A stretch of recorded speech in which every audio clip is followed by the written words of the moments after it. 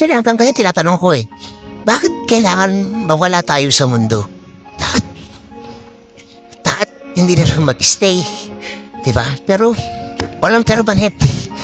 So, lahat tayo lilipas. So, sabi ko, ganun katali ang buhay. Kung ano yung kaya kong gawin, gagawin ko.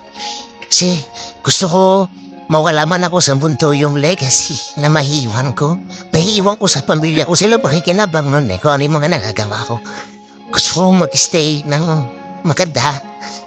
Kasi maiksi nga ang buhay. Ano pa yung ano natin sa mundo? Ano pa yung purpose natin sa mundo? So, sa akin, bigyan ako ng chance ni God, magpasaya, tumulong. I will make the most of it.